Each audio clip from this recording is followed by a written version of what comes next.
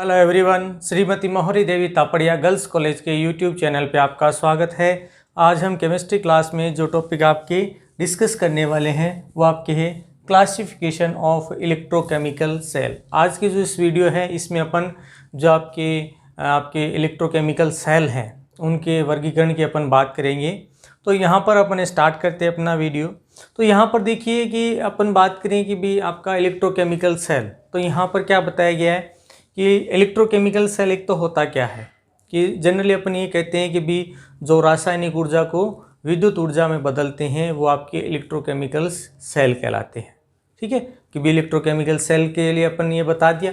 तो यहाँ पर ये जो है ये तीन टाइप से आपको इसमें देखने को मिलेगा, जिसमें अपन बात करें जो आपका पहला है, ठीक है, वो है आपका प्राइमरी इलेक्ट्रोकेमिकल सेल।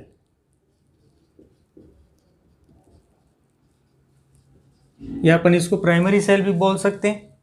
ठीक है, दूसरा है आपका सेकेंडरी सेल।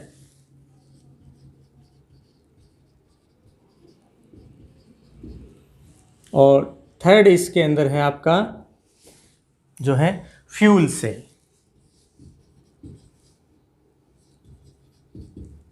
कि आपका जो इलेक्ट्रोकेमिकल सेल है कितने प्रकार से पाया जाएगा, तीन प्रकार से, जिसमें अपन ने बात करी कि एक तो होगा आपका primary electrochemical cell, secondary electrochemical cell और थर्ड आपका फ्यूल सेल। जिसमें अपन बात करें कि ये जो आपके सेल के टाइप दे रखे हैं, इन सेल के टाइप की अपन बात करें तो सब एक दूसरे से बहुत ज़्यादा भिन्नता रखते हैं। हालांकि काम सबका एक ही है, रासायनिक ऊर्जा को विद्युत ऊर्जा में रूपांतरित करने का काम है, लेकिन इनकी बनावट कह दें, उनकी इनमें वैद्युत अपघट्य पदार्थ की स्थिति कह दें, या फिर इनमें जो आपका मटेरियल भरा जाता है उसकी स्थिति के आधार पर बात करें तो ये तीन प्रकार से हैं, वो आपके हो सकते हैं। अब देखिए इसमें स्टार्ट करते हैं अपन। इसमें जो फर्स्ट है आपका प्राइमरी इलेक्ट्रोकेमिकल सेल। अब देखिए यहाँ पर बात करें, ये जो आपका केमिकल सेल होता है सामान्यतः क्या होता है कि इसमें उच्च ऊर्जा वाले जो पदार्थ हैं वो क्या होते हैं, इसमें भरे होते हैं। कि अपन ने इसमें क्या करेंगे, क्या क्या देखेंगे, एक तो इसमें जो उच्च ऊर्जा वाले जो पदार्थ हैं वो क्या होते हैं, इसके अंदर भरे होते हैं। जो आपको क्या कहेंगे कि यहाँ पर ये आपकी जो रासायनिक ऊर्जा है, इस रासायनिक ऊर्जा को विद्युत ऊर्जा में कन्वर्ट करेंगे या इसको रूपांतरित करेंगे। कि यहाँ पर किसको रूपांतरण कर दिया है कि भाई रासायनिक ऊर्जा है वो विद्युत ऊर्जा में क्या कर दी जाती है, रूपांतरित की जाती है। अब यहाँ पर क्या बताया गया है कि ये जो आपका सेल होता है सामान्यतः अपन बात करें अनुत्क्रमणीय प्रकृति का होता है, अनरिवर्सिबल होता है। अनरिवर्सिबल और अनुत्क्रमणीय होता है, अर्थात यहाँ पर एक दिशीय ही रासायनिक जो परिवर्तन है वो देखने को मिलता है। एक दिशीय रासायनिक परिवर्तन देखने को मिलता है कि यहाँ पर ये कैसी प्रकृति का होगा, अनुत्क्रमणीय प्रकृति का होगा। अर्थात ये जो सेल होते हैं वो कैसे होते हैं, अनुत्क्रमणीय। अब अनुत्क्रमणीय का यहाँ पर आपको मीन समझना है कि जैसे आपका अपन ने रासायनिक ऊर्जा में क्या कर रहे हैं, रासायनिक ऊर्जा से विद्युत ऊर्जा में रूपांतरण कर रहे हैं। अब यहाँ पर अपन ने जो ये आपका पदार्थ लिया है, ठीक है, ये पदार्थ क्या होगा, यहाँ पर अपन बात करें क्रियाकारक के रूप में होगा। तो यहाँ पर ये क्रियाकारक क्या होगा, लगातार उत्पाद में बदल देगा। ठीक है, ये भी रासायनिक ऊर्जा है विद्युत ऊर्जा में बदल जाएगी।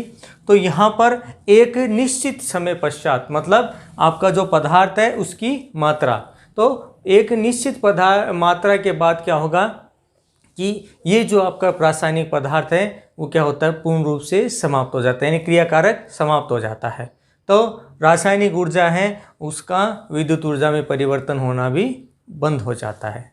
क्या बताए, रासायनिक ऊर्जा का परिवर्तन विद्युत ऊर्जा में बंद हो जाएगा। तो इसलिए क्या है, ये अनुत्क्रमणीय है। एक दिशीय रासायनिक जो परिवर्तन है वो आपको इसमें देखने को मिलेगा, यानी एक निश्चित समय बाद आपका जो क्रियाकारक उत्पाद में पूर्ण रूप से बदल जाता है वो क्या है, आपका समाप्त हो जाएगा। क्रियाकारक उत्पाद में बदल कर समाप्त हो जाता है। इसके बाद क्या बताया गया है, ये जो सेल हैं, ये सेल क्या हैं, अब बेकार हो जाते हैं। सेल कैसे हो जाएंगे, बेकार हो जाएंगे, जिनको आपको क्या करना पड़ता है, फेंकना पड़ेगा। क्या करना पड़ेगा, फेंकना पड़ेगा। तो यहाँ पर अपन कह सकते हैं कि जो आपके प्राइमरी सेल हैं उसमें क्रियाकारक जो पदार्थ आप ले रहे हैं जो उच्च ऊर्जा का है, एक निश्चित समय पश्चात क्या होगा, समाप्त हो जाएगा, यानी वो अभिकारक से उत्पाद में बदल जाएगा। पूर्ण रूप से उत्पाद में बदलने के बाद ये जो सेल हैं वो काम करना बंद कर देते हैं, यानी जो रासायनिक ऊर्जा है वो आपके विद्युत ऊर्जा में पूर्ण रूप से रूपांतरित करने के बाद ये आपके और काम नहीं करेंगे, यानी अपना फंक्शन करना बंद कर देते हैं। और इसमें अपन बात करें कि इसमें कौन कौन से जो आपके सेल शामिल हैं, तो यहाँ पर एक तो होता है आपका घड़ी, टॉर्च, आपका जो है अपन कैमरा, जो कैमरे के अंदर सेल लगते हैं ना वो। इसके अलावा बात करें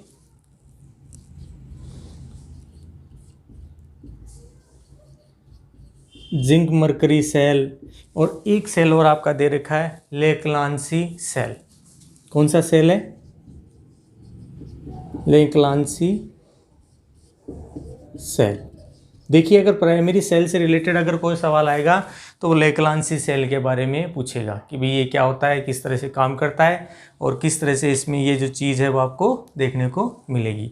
तो ये था डियर स्टूडेंट आपकी इस आपके प्राइमरी इलेक्ट्रोकेमिकल सेल से रिलेटेड आपका फर्स्ट एक्सप्लेनेशन, कि जिसमें अपन ने क्या देखा कि आपका जो आपका सेल है वो आपके उच्च पदार्थों द्वारा भरा हुआ होगा और एक निश्चित समय के पश्चात क्या देखने को मिलेगा कि वो कैसा हो जाता है कि रासायनिक ऊर्जा का विद्युत ऊर्जा में रूपांतरण करना बंद कर देता है। इसलिए ये सेल क्या है, अनुत्क्रमणीय टाइप के सेल हैं जिसमें एक दिशीय रासायनिक परिवर्तन आपको देखने को मिलेगा। इसके अलावा बात करें कि भाई इसमें और क्या चीज़ है, तो अपन कह सकते हैं कि ये एक निश्चित समय पश्चात खराब हो जाते हैं, तो जो है इनको फेंकना पड़ता है। ये सामान्यतः घड़ी, torch, camera, zinc mercury cell, Leclanche cell, इन सब में क्या किया जाता है, इनका उपयोग किया जाता है। तो ये था आपके प्राथमिक सेल। अब बात करते हैं इसमें द्वितीयक सेल। द्वितीयक सेल के बारे में बात करें तो जस्ट जो आपका काम है वो तो सेम टू सेम आपके प्राइमरी सेल जैसा ही है, रासायनिक ऊर्जा का विद्युत ऊर्जा में रूपांतरण। लेकिन यहाँ पर क्या बताया गया है कि सामान्यतः जो आपका द्वितीयक सेल है इसमें रासायनिक ऊर्जा का जो रूपांतरण है वो विद्युत ऊर्जा में तो किया जाता है, लेकिन जब आपका एक निश्चित समय पश्चात आपकी रासायनिक ऊर्जा है वो क्या हो जाती है, समाप्त हो जाती है, तो इन्हें किसी बाह्य स्रोत से जोड़कर क्या किया जाता है, इनको जो है विद्युत ऊर्जा वापस दी जाती है, जिससे क्या होती है कि इसमें जो आपकी रासायनिक अभिक्रिया है वो वापस रिवर्स हो जाती है। रिवर्स होने का मतलब है कि विद्युत ऊर्जा रासायनिक ऊर्जा में आपके क्या हो जाती है, परिवर्तन हो जाती है, और रासायनिक ऊर्जा के रूप में आपका जो ऊर्जा है वो क्या हो जाती है, संचित होना स्टार्ट हो जाती है। तो दूसरा है आपका द्वितीयक सेल, सेकेंडरी सेल। यहाँ पर आपको भी बताया कि भाई ऐसे सेल जिनमें रासायनिक ऊर्जा का विद्युत ऊर्जा में क्या किया जाता हो, रूपांतरण किया जाता हो, जिसमें आपका क्रियाकारक है वो क्या बदलता है, आपके उत्पाद में लगातार बदलता है, और आपके क्या करता है कि विद्युत ऊर्जा का रासायनिक ऊर्जा का विद्युत ऊर्जा में आपके रूपांतरण करता है, यानी विद्युत ऊर्जा है वो आपको लगातार देता रहेगा। इसके साथ क्या बताया कि ये जो सेल हैं जब इसमें आपके आपके रासायनिक ऊर्जा से आपके विद्युत ऊर्जा में रूपांतरण क्या होता है, जब बंद हो जाता है, यानी आपके सेल के जितने भी क्रियाकारक हैं सारे के सारे उत्पाद में बदल जाते हैं। तो इनका किसी बाह्य स्रोत से क्या करेंगे अपन, बाह्य स्रोत से आपका जो ऊर्जा है उसको वापस। तो यहाँ पर पहली चीज़ तो आपका कि यहाँ पर रासायनिक ऊर्जा है उसका रूपांतरण विद्युत ऊर्जा में किया जाएगा, और फिर वापस जो विद्युत ऊर्जा है उसको किसी बाह्य स्रोत से जोड़कर वापस रासायनिक ऊर्जा में क्या कर देंगे, इसका परिवर्तन कर देंगे कि भाई इसमें ये वापस चेंज हो जाता है। मतलब जो अभिक्रिया है वो वापस विपरीत अवस्था में आपके चेंज हो जाती है, जिसमें आपकी बात करें आपका जो क्रियाकारक है, जैसे ये वाला है आपका रासायनिक ऊर्जा है, ये आपका क्रियाकारक है। तो यहाँ पर ये जो आपका उत्पाद है ये भी वापस क्या होगा, एक दूसरे में रिवर्स हो जाता है। पुनः आपके जो रासायनिक ऊर्जा है उसका उत्पादन होना या रासायनिक ऊर्जा है वो संचित होना स्टार्ट हो जाती है, उत्पाद क्रियाकारक में बदलना स्टार्ट हो जाता है। और ये जो सेल है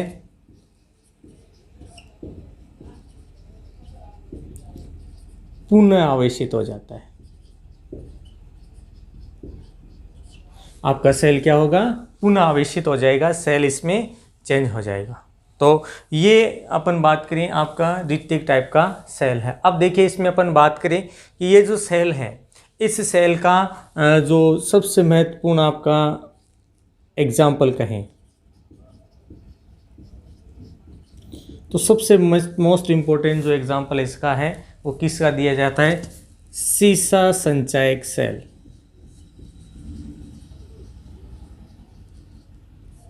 या कहते सीसा संचायक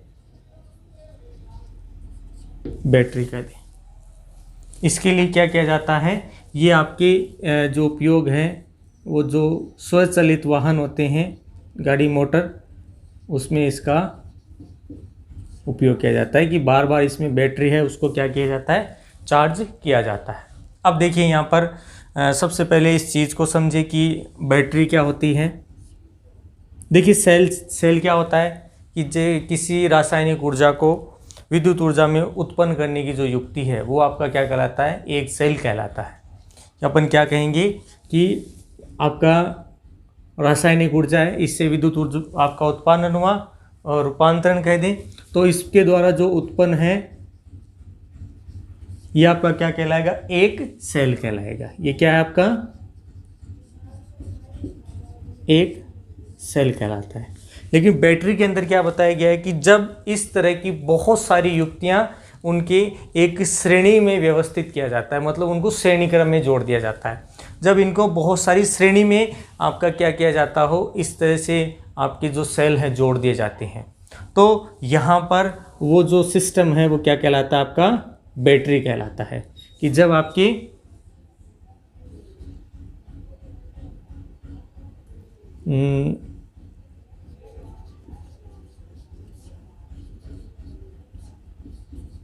सेल का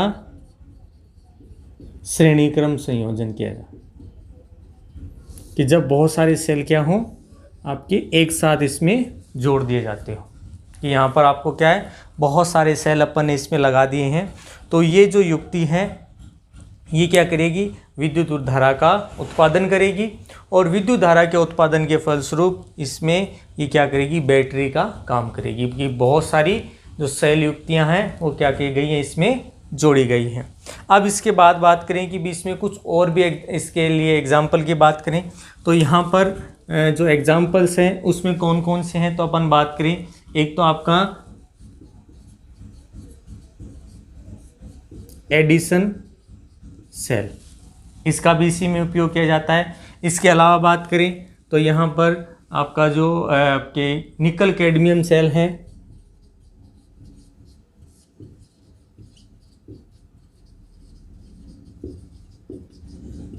ठीक है। इसके अलावा बात करें आपका जो है रिचार्जेबल सेल है,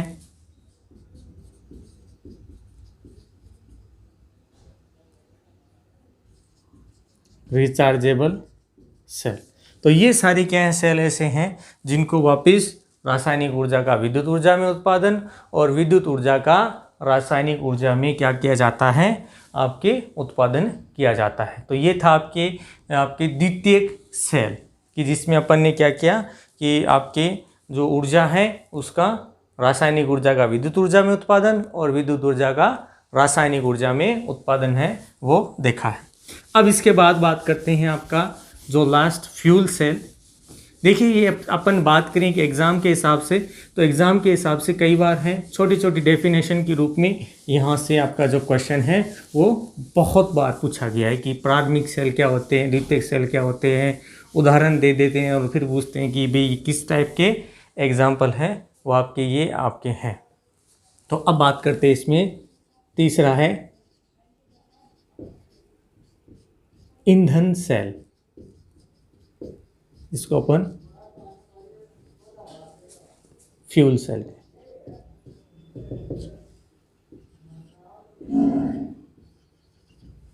अब देखिए यहाँ पर बात करें फ्यूल सेल। ये भी सेल क्या है, आपके जो अपने प्राथमिक सेल पढ़े थे उसी टाइप का आपका सेल है, लेकिन उसमें और इसमें थोड़ा अंतर क्या होता है कि सामान्यतः यहाँ पर क्या कहा कि अपन ने प्राथमिक सेल के बारे में कहा था कि भाई यहाँ पर एक निश्चित समय पश्चात क्या होता है, आपका क्रियाकारक उत्पाद में पूर्ण रूप से बदल जाता है, उसके बाद यहाँ पर ये काम करना बंद कर देता है। लेकिन जो फ्यूल सेल है, इस फ्यूल सेल में आपको क्या देखने को मिलेगा कि आपका जो क्रियाकारक है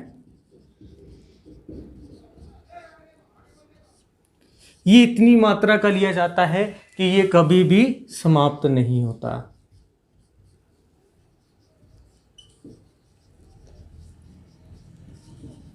क्या नहीं होगा, कभी भी समाप्त नहीं होगा और क्रियाकारक आपका उत्पाद में एक लंबे समय तक क्या होता है, बनता रहता है। और यहाँ पर बात करें कि इसमें अपन ने कहा कि भी क्रियाकारक हैं वो उत्पाद में बदलेगा, क्रियाकारक इतना ज़्यादा लिया जाता है कि उत्पाद आपका बनता ही रहेगा। और साथ में क्या बताया गया है कि ये जो है आपका उत्पाद बनता है, इसके साथ आपका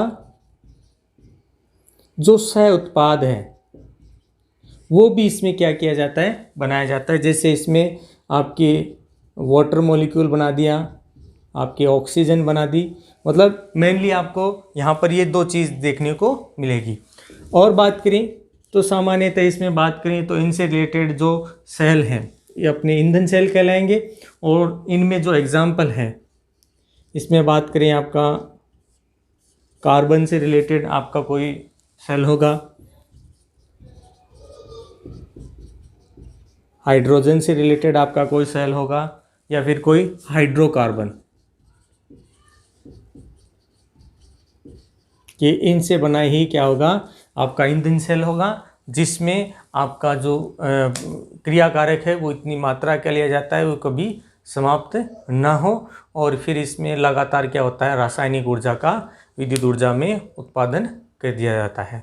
तो ये था डियर स्टूडेंट आपके classification of electrochemical cell. I hope you dear student आज का जो वीडियो है सेगमेंट है आपको पसंद आएगा। वीडियो को लाइक करें, शेयर करें और इससे रिलेटेड आपके जो नोट्स है बनाते रहें। और इस वीडियो देखने के लिए धन्यवाद।